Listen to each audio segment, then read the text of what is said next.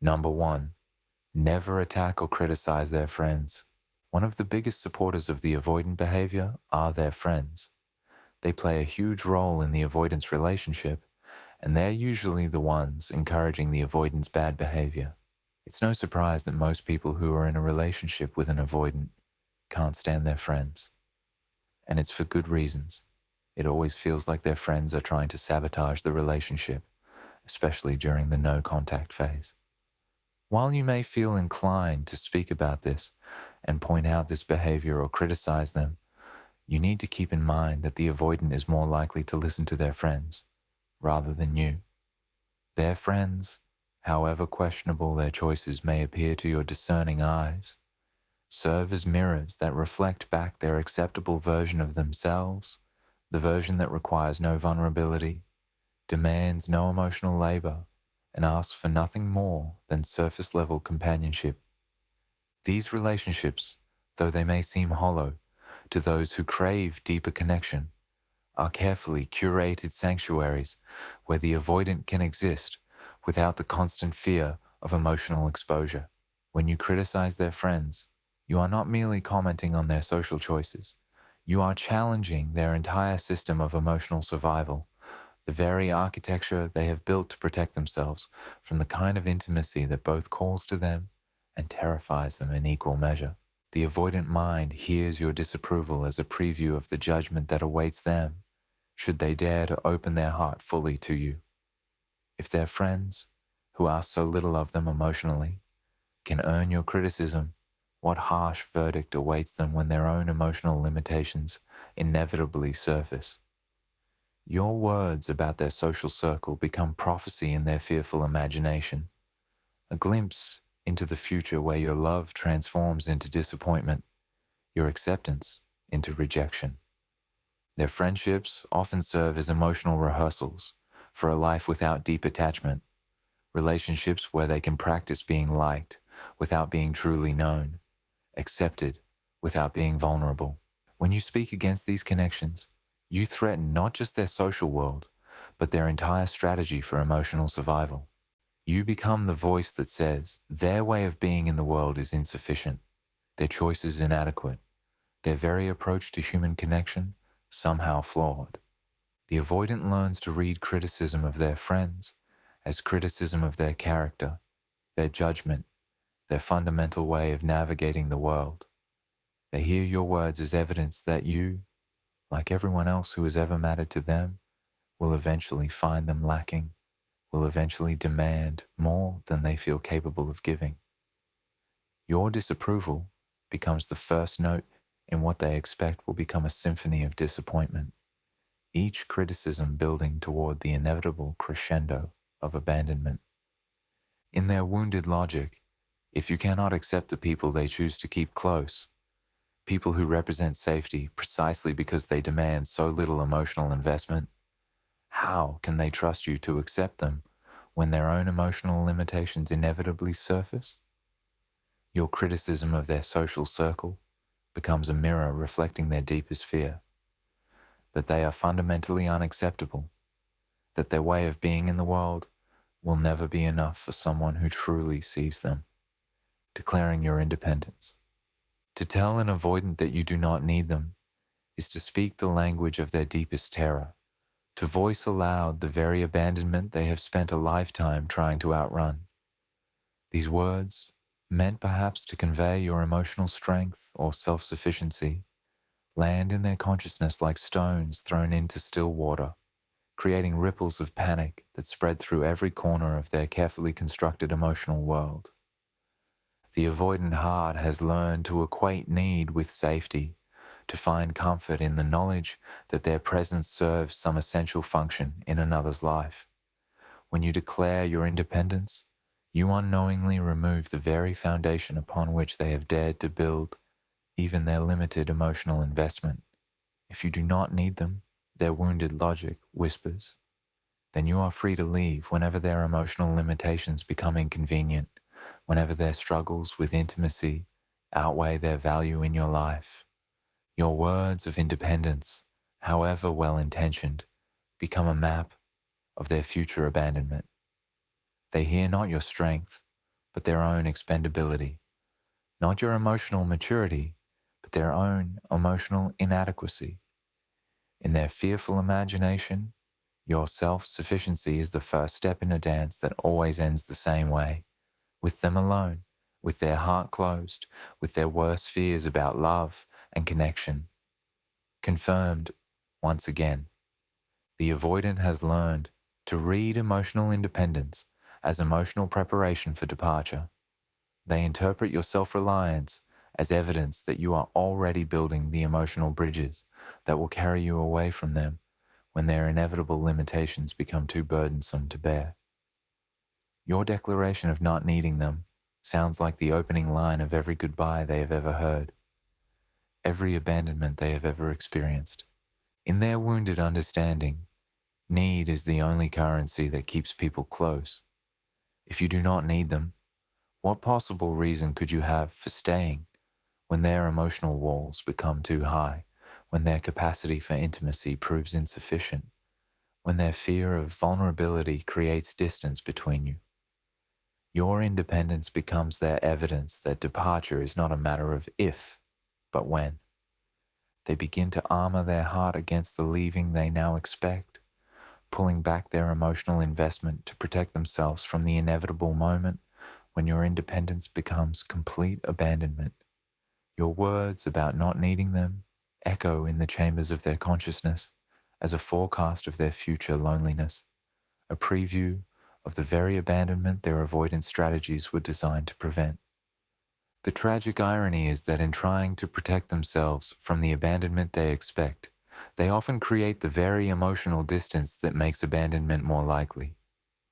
Your declaration of independence, meant perhaps to convey emotional health, becomes in their mind a countdown to the moment when you will realize that someone who does not truly need you is someone you can easily live without. The incompatibility verdict, highlighting your differences. When you speak aloud, the ways in which you and your avoidant partner do not align, the fundamental differences in your approaches to love, intimacy, and emotional expression, you hand them the very ammunition they will use to destroy the relationship before it can destroy them. These observations, however accurate or gently spoken, become a catalogue of reasons why loving them is ultimately a fool's errand, why the gap between who they are and who you need them to be is too vast a bridge. The avoidant mind, already hypersensitive to signs of relationship failure, seizes upon your words about incompatibility as confirmation of their deepest fear, that they are fundamentally unlovable, that their way of being in the world makes them unsuitable for the kind of love they secretly crave.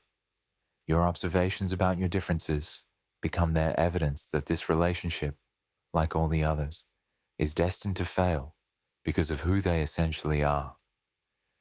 In their wounded understanding, incompatibility is not a challenge to work through, but a terminal diagnosis, not a difference to navigate, but a chasm too wide to cross. When you speak of the ways you do not fit together, they hear not an invitation to grow, but a verdict of impossibility, not a call to bridge your differences, but a declaration that those differences make love itself impossible.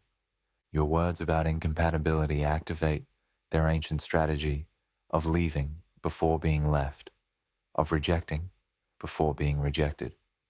If you can already see the ways in which you do not belong together, their logic goes, then it is only a matter of time before those differences become insurmountable obstacles to your continued love.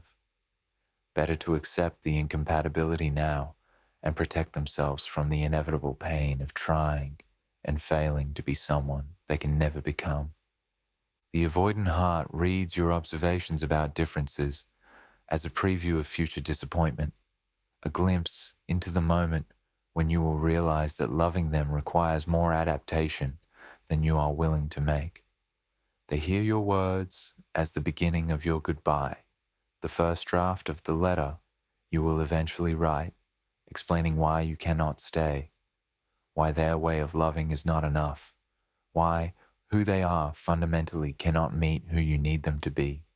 Your discussion of incompatibility becomes their roadmap for self-sabotage, a guide for all the ways they can fulfill your prophecy of unsuitability.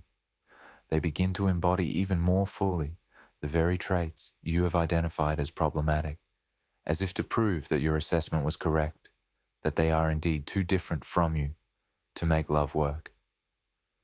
Your words about incompatibility become a self-fulfilling prophecy that they unconsciously work to bring to fruition. In their fearful imagination, every difference you have named becomes a fault line in the foundation of your relationship. Every incompatibility a crack through which love will eventually leak away. They begin to see themselves through your eyes as someone whose fundamental nature makes them unsuitable for the kind of love they desperately want, but fear they can never successfully give or receive. The waiting game, expecting their transformation. To tell an avoidant that you are waiting for them to change is to reveal that your love comes with conditions, that your acceptance has an expiration date tied to their emotional evolution. These words, meant perhaps to encourage growth or express hope for your future together, land in their consciousness as a heavy burden of expectation they believe they cannot possibly carry without losing themselves in the process. The avoidant heart has learned to associate change with loss of self, transformation with a kind of emotional death, where who they essentially are gets sacrificed on the altar of someone else's needs. When you speak of waiting for them to change, they hear not patience, but judgment, not love, but conditional acceptance that depends on their ability to become someone fundamentally different from who they are now.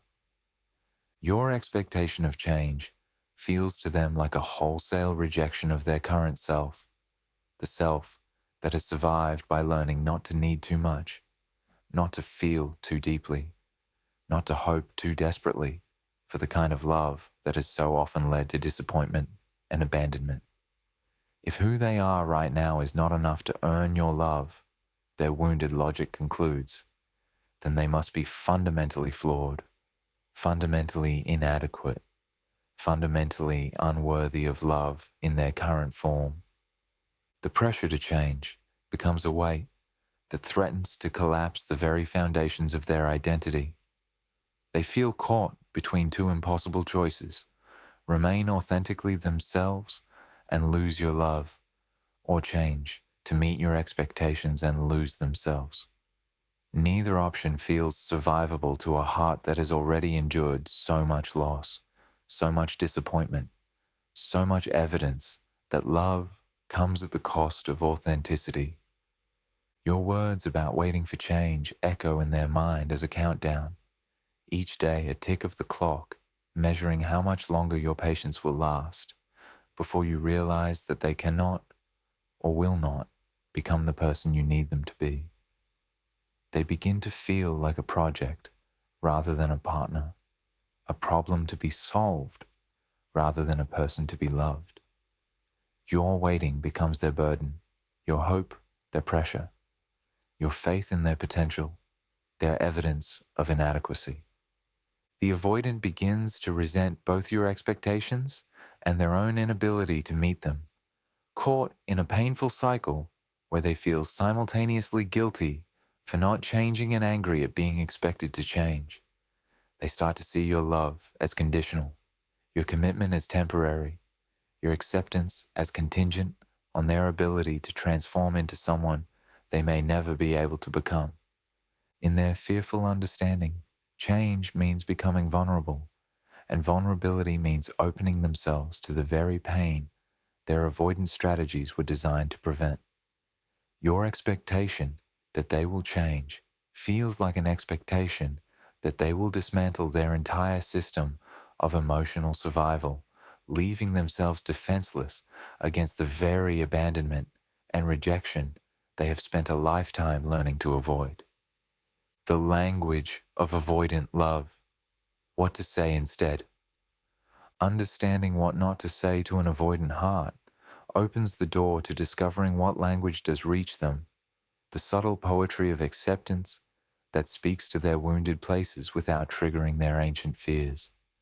This is not about manipulation or deception, but about learning to love in the dialect of their emotional experience, honoring their need for safety while still expressing your own authentic feelings and needs.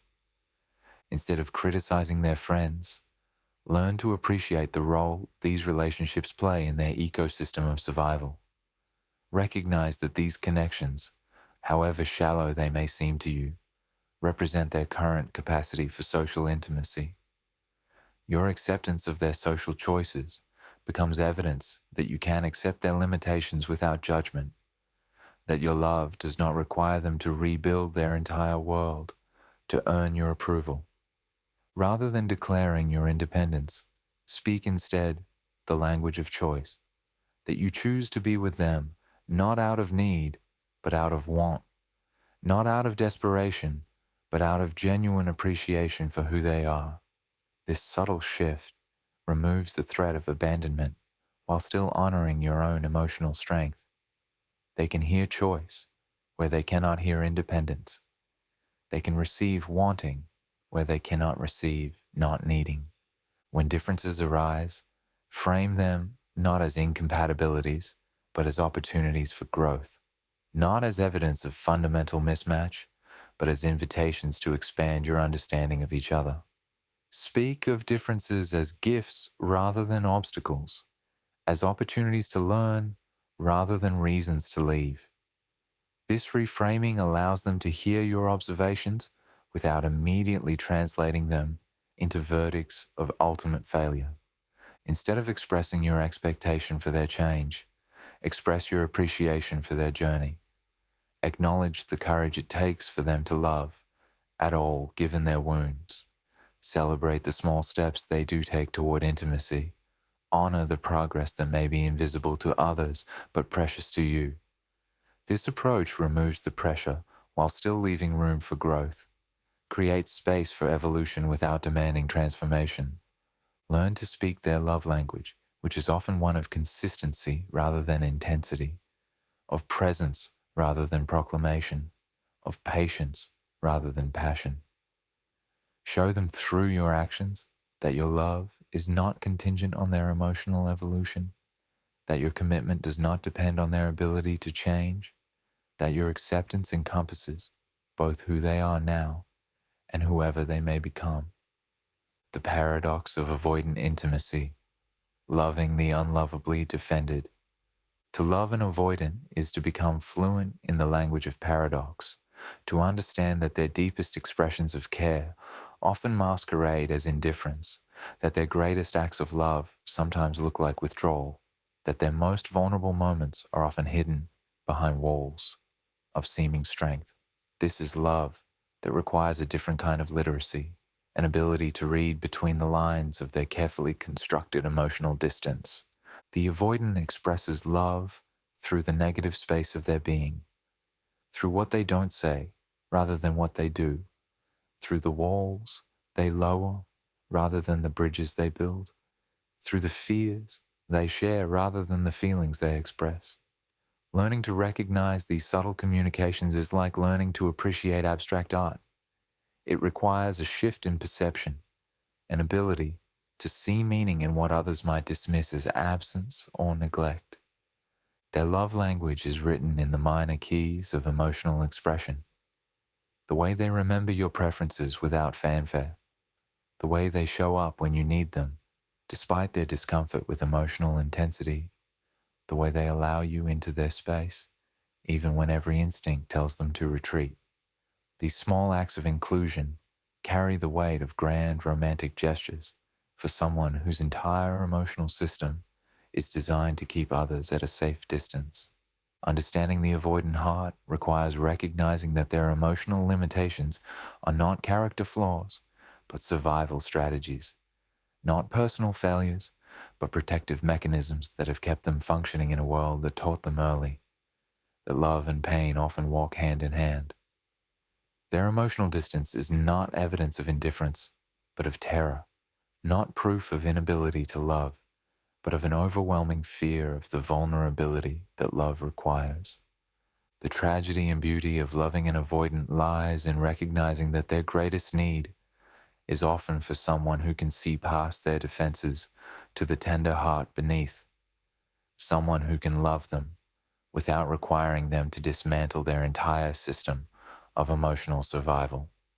They need someone who can appreciate the courage it takes for them to love at all, who can celebrate the small steps they take toward intimacy without demanding giant leaps that would leave them feeling exposed and unsafe. The architecture of avoidant emotional safety. Creating emotional safety for an avoidant partner requires understanding the blueprint of their fear, the specific triggers that activate their defensive systems, and the particular conditions under which their heart can risk remaining open. This safety is not built through grand gestures or passionate declarations, but through the accumulation of small consistencies, tiny proofs that you can be trusted with their tender places. Safety for the avoidant heart looks like predictability without pressure, presence without intrusion, love without conditions. It means showing up consistently without demanding reciprocal emotional displays, offering support without requiring vulnerability in return, providing stability without expecting them to depend on you completely. This is love as sanctuary, a place where they can rest their defenses without fear of attack, where they can be themselves without threat of judgment. Creating this safety requires patience that operates on geological timescales, understanding that their emotional evolution happens slowly, incrementally, like the formation of precious stones under pressure over millennia. It means celebrating progress measured in millimeters rather than miles, recognizing breakthrough moments that might be invisible to others but represent seismic shifts in their willingness to trust and connect. The avoidant heart opens like a night-blooming flower, slowly, carefully, only under the exact conditions that signal absolute safety. Too much light, too much heat, too much pressure, and the petals close again, sometimes for longer than before. Learning to create the conditions for their emotional flowering requires a gardener's patience and a poet's sensitivity to the subtle signs of growth and retreat.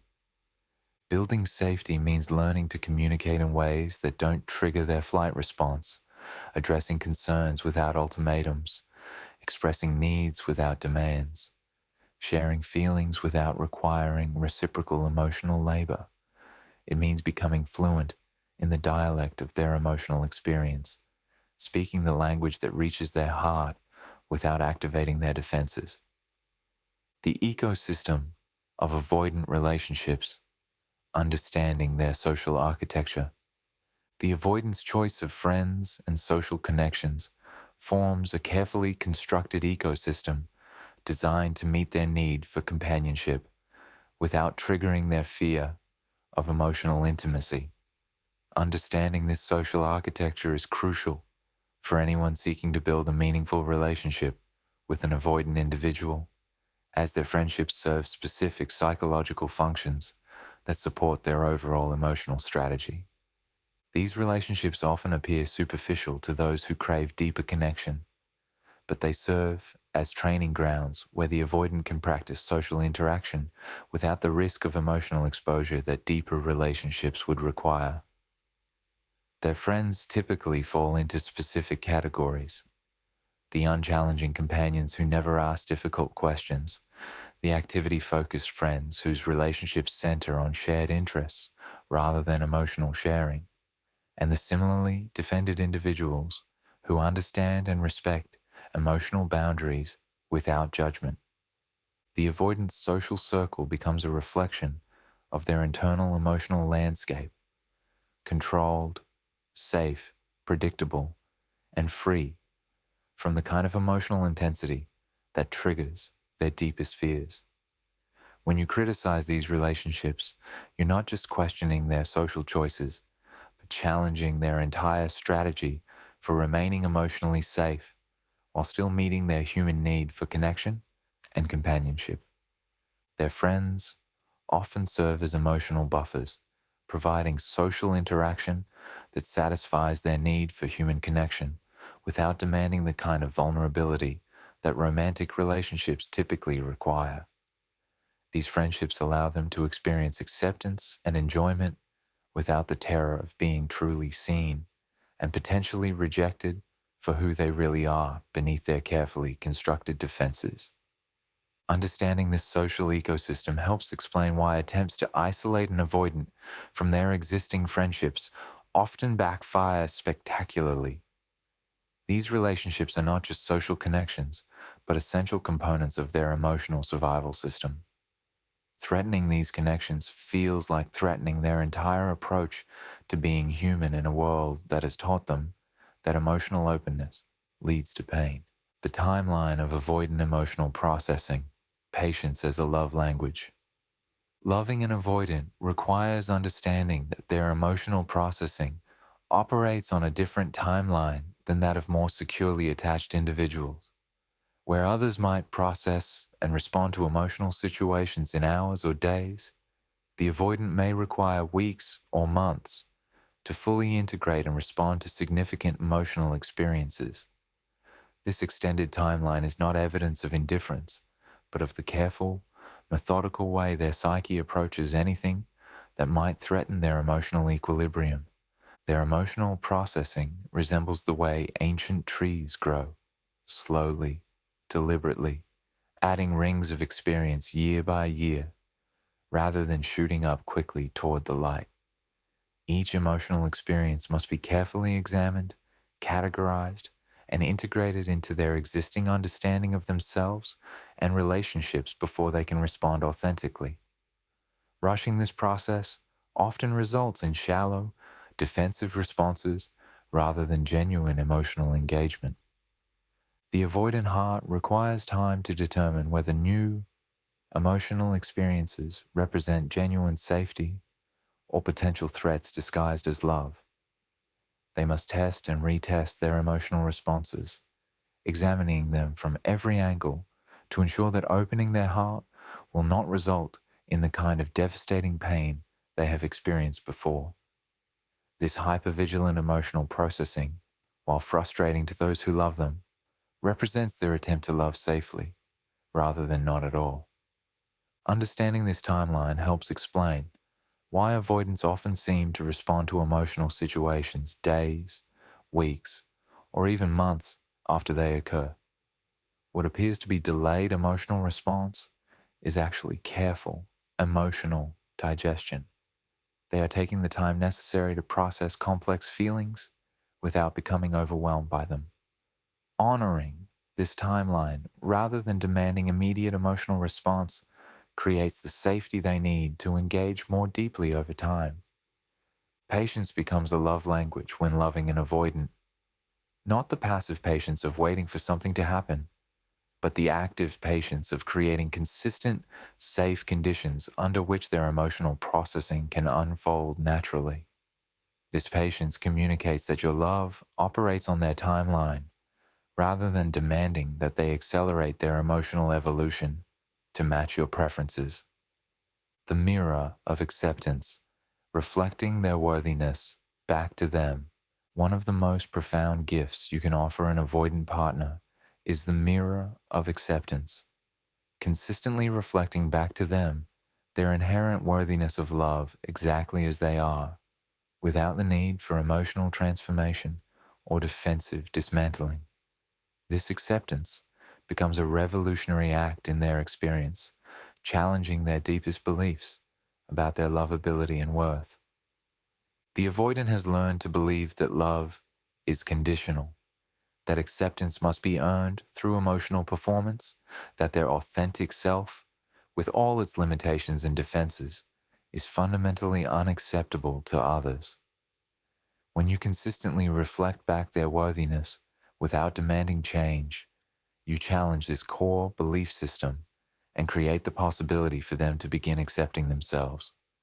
This mirroring acceptance means celebrating their small acts of vulnerability without demanding more, appreciating their unique ways of showing care without insisting they conform to more conventional expressions of love, and honoring their emotional limitations without treating them as character flaws that must be corrected. It means seeing their defenses as evidence of their humanity rather than obstacles to their lovability. The power of acceptance lies not in what it demands, but in what it offers freely. The revolutionary idea that they are worthy of love, not despite their avoidant tendencies, but as complete human beings whose particular way of navigating the world has both gifts and limitations, both strengths and vulnerabilities. This acceptance creates space for growth without pressure, change without coercion, evolution without the threat of rejection if progress is too slow. When you consistently reflect their worthiness back to them, you become a safe harbor where they can begin to lower their defenses, not because they must, but because they can. Your acceptance becomes proof that love does not require them to be other than who they are, that they can be seen fully and still be chosen, that their heart, even in its defended state, is precious and worthy of gentle, patient love. Understanding what never to say to an avoidant is ultimately about understanding the landscape of their wounds and learning to love them in the language their heart can receive. It is about recognizing that some souls require different approaches to intimacy, that love sometimes means holding space rather than demanding presence, that acceptance can be more transformative than any attempt at change.